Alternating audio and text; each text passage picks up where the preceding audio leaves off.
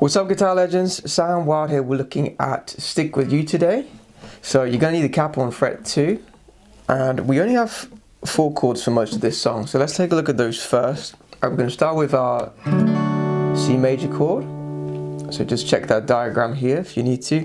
Then the next chord is a G with a B in the bass. But we're going to try and do this specific shape here because we want to get that nice high note on top. Okay, so you only have 2 fingers pushed in here, but make sure that you're not playing the E string.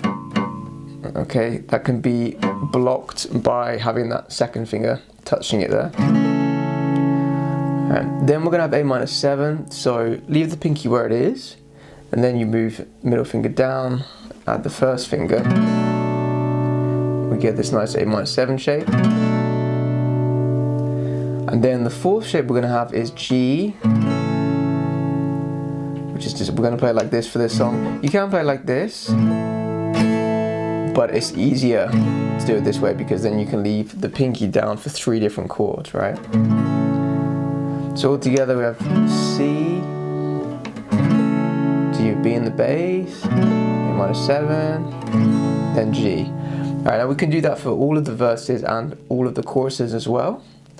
Right, but when you're in the verse part, for the G chord you can play that melody that you hear in the background of the track, right? So you strum from the E string all the way through to the B string, and you don't, make sure you don't play the E string.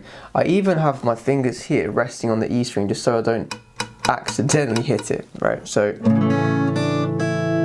you go down to the B string, then we add the first finger here, 1st fret, and then add the pinky 3rd fret for the last note, just like that. So we have 1 and 2 and 3 and 4 and 1 and 2 and like that.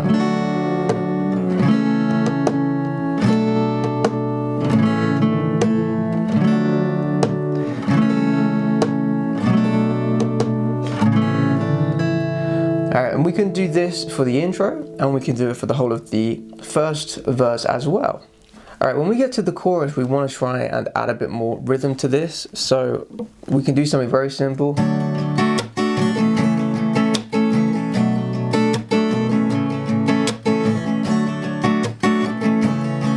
Okay, so we're going to play down, up, and then we're going to have this sort of slap sound in the middle there. So the way we do that is we still go through the strings with the pick here, right? But you have to make sure that you bring the palm into the strings as you do it. Just like this, okay? It makes no difference if you have the chord on or not, it's gonna sound like this, right? Okay, so just work on that, down, up, slap. And then we're gonna add on another up, down, up.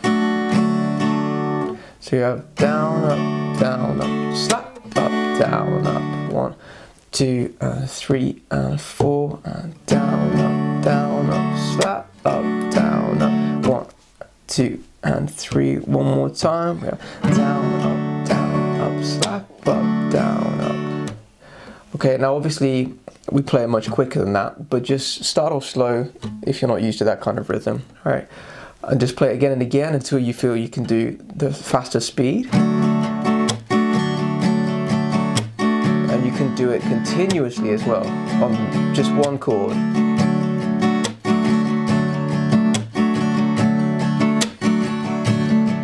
Okay, and then when that feels good, now you can try and do all 4 chords, right?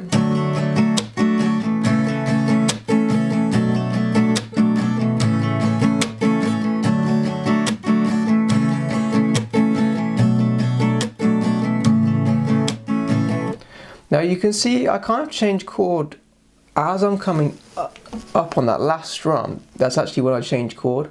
So you see that? I change chord on the upstroke, and then I'm ready for the next rhythm.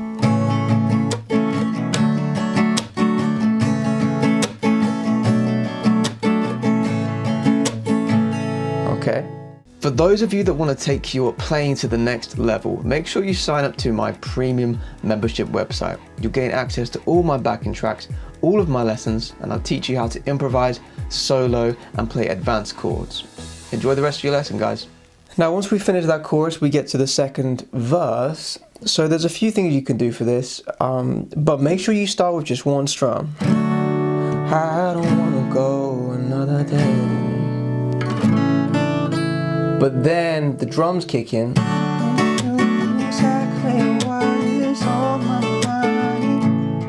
mind. So personally, I prefer to go back into the rhythm at this stage, but I just play it more quietly than the chorus, right? So this is verse kind of volume. Verse 2, I should say. But in the chorus, you can play louder. Alright, so just make sure that when the rhythm kicks in for verse 2 that you just do it quietly. Okay. Now we then get to the second chorus, but something a little special happens. Okay, so we start off the same as the first chorus. We start off with C, G, A minor 7, B. We're going to do this twice.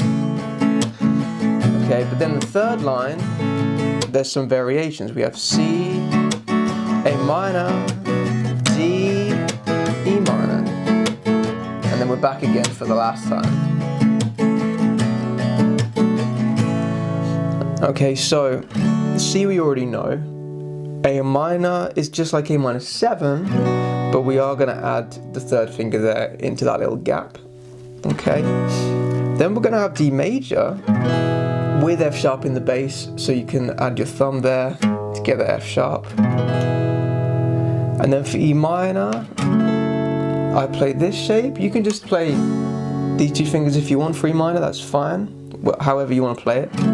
I tend to do this shape because I like that high note being up there, right?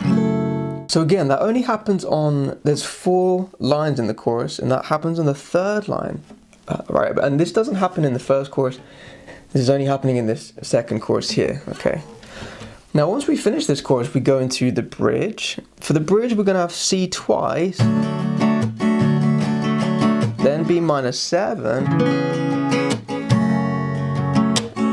to a E minor chord, all right? So you can play B minor 7 as a bar chord if you want, but in this particular song, you can just do this version if some of you find that easier, as it's not a bar chord, right? Sounds quite nice. E minor, you can do simple version. I know we just played it like this in the chorus, but here it might be easier to do it this way with just 2 fingers. The other thing to watch out for is the E minor is pushed ahead of the beat. So if you just listen here, you can hear this.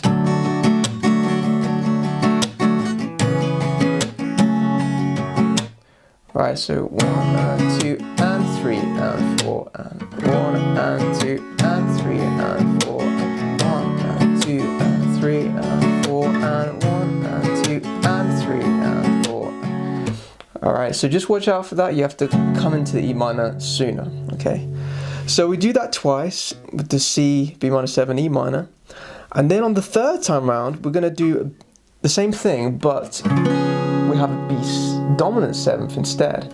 So it's the same thing, but this time we're going to add the first finger here to the D string first fret. Okay, just so there's a bit more tension leading into the E minor. It works really nicely. Okay, so that's on the third line. And then for the final line, we have A minor 7 to D sus.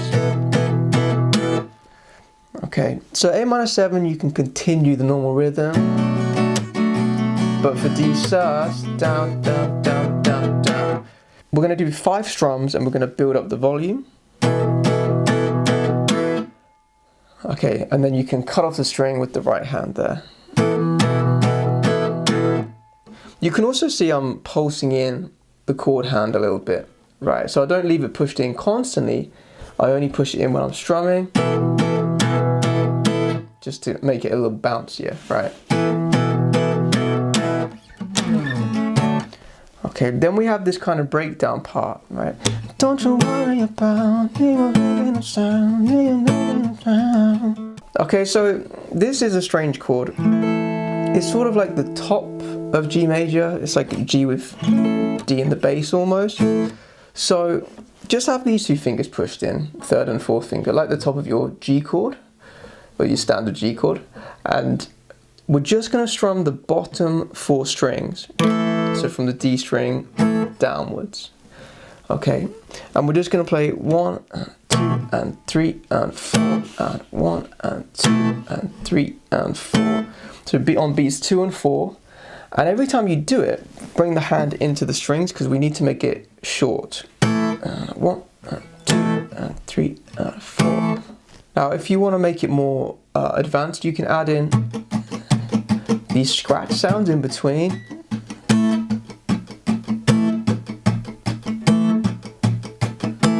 Okay, which is quite hard. So make sure that these 2 spare fingers you have are just resting on the strings whenever you're not playing that chord, right?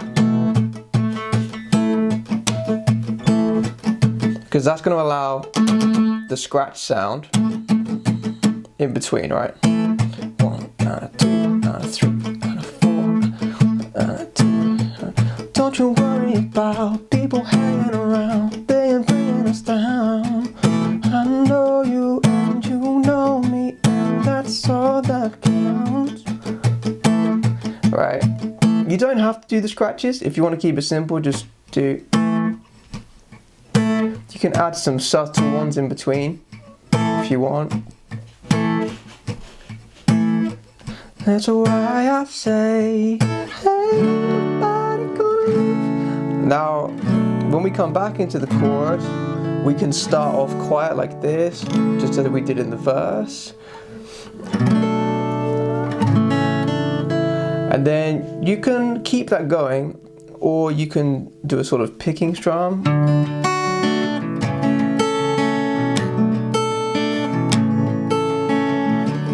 Which is what I do. So I'm still playing down, up, down, up, up, down, up, down, up, down, up. It's still like the rhythm, but I'm just trying to pick one string at a time, like so.